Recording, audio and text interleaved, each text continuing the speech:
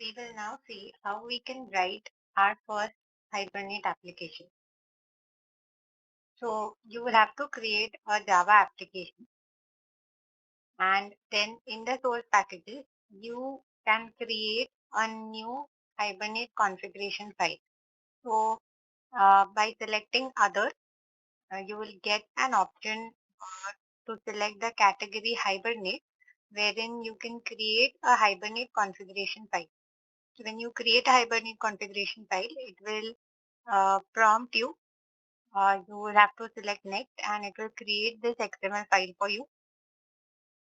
This file is the Hibernate configuration file. The name is hibernate.php.xml. So you can place this hibernate.php configuration file in your package, or you can also place it in the default package.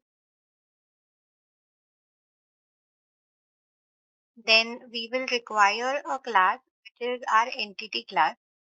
So here we already have a user class created, which is an entity class.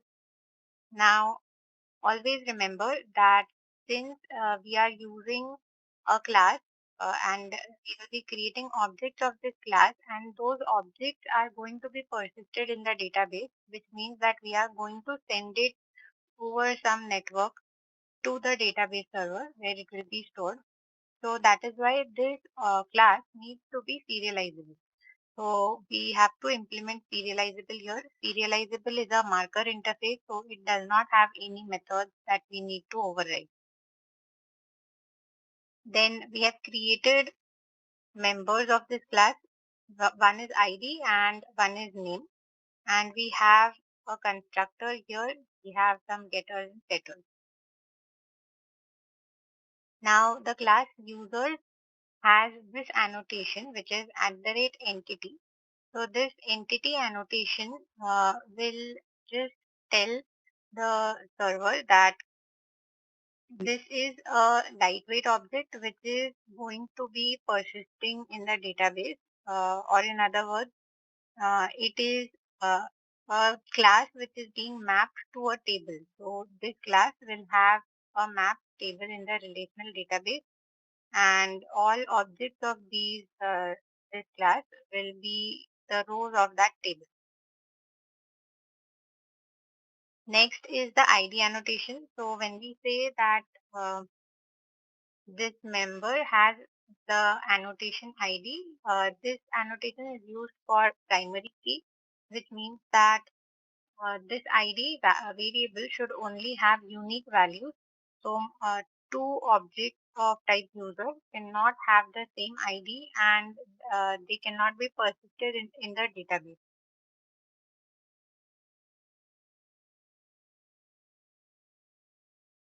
Next, so first we'll write the configuration file.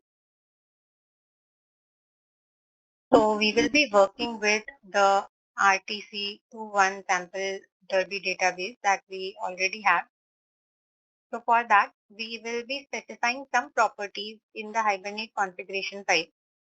So these properties are hibernate.dialect.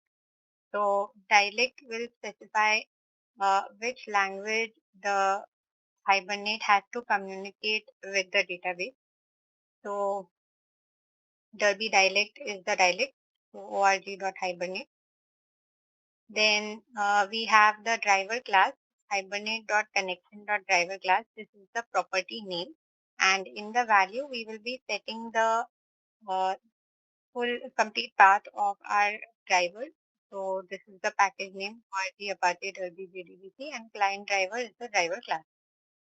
Then we will be passing the connection URL to the hibernate.connection.url property. This is the URL, and we'll be passing the username and password similarly.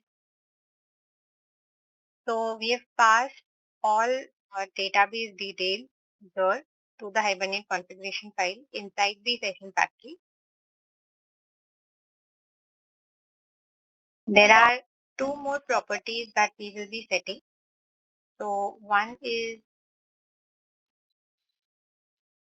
hibernate.hcm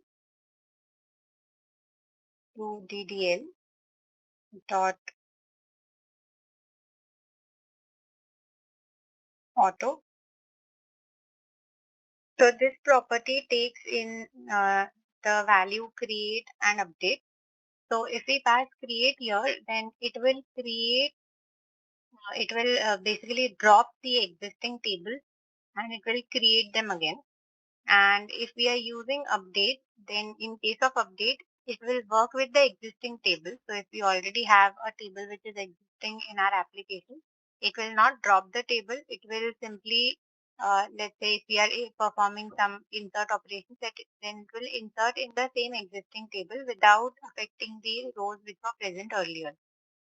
So since we are using this for the first time, we will use this property as create so that our table will be created automatically. And the next property that we will be using is property name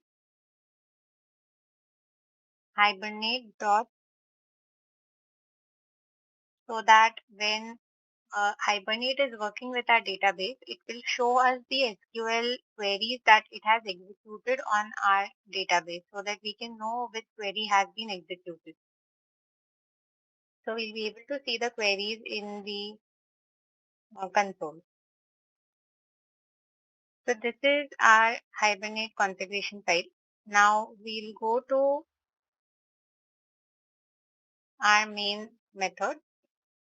Now here we will be accessing the configuration first. So as we have seen, we will have to create a configuration object. It is the first object that is created in Hibernate.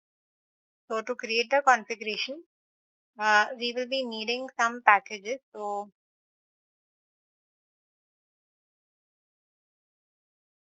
we'll be using configuration of org.hibernate.cfg.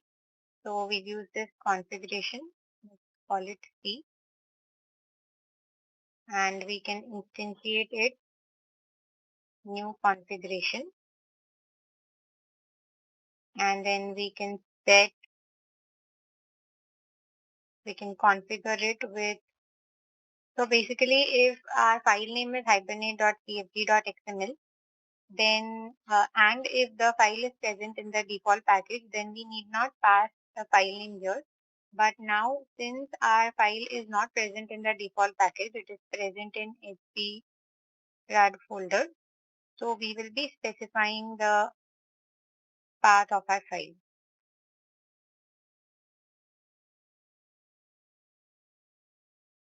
Now these packages, so basically when we create the hibernate.cfg.xml, when we are using Hibernate in our application, it might happen that it will automatically load the libraries. So here, as you can see, all these libraries belong to Hibernate, all of these. If the libraries have not been added automatically, then you can also download the libraries, the jar folder from the Hibernate website. So these classes, org.hibernate configuration, the session factory class, the session transaction class, all the classes that we will be using here, all of these belong to the library that have been added here.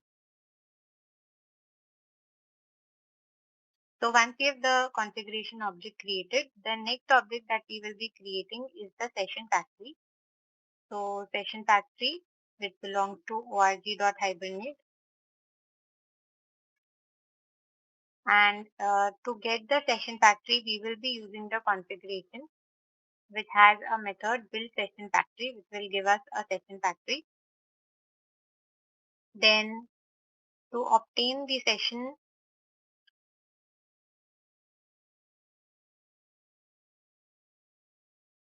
from the session factory, we will use session factory dot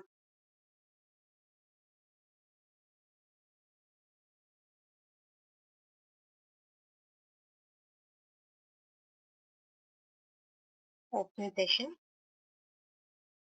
And then to begin a transaction, we'll use transaction T is equal to session dot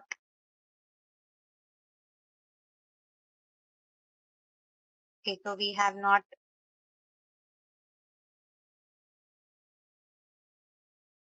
import the session,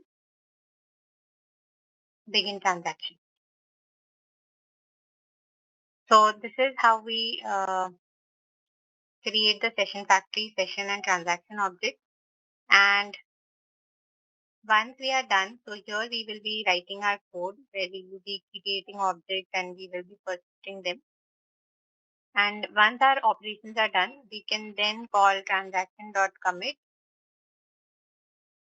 which will commit all the transactions. And once the transactions are committed, then we can close the session.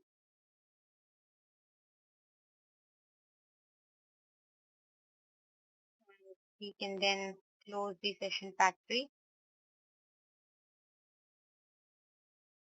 So we just print a line here so that we know that all of this code is executed. So for now, we will be just running this code.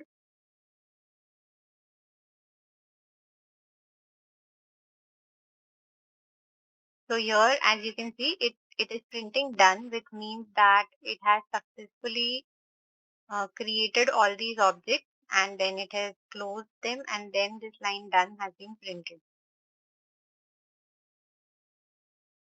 So here, as you can see in the output, we get no exception, which means that our configuration file is being read properly and the session factory and the sessions have been created properly. Here, as you can see, the connection properties, everything is read from the configuration file and the program has executed successfully.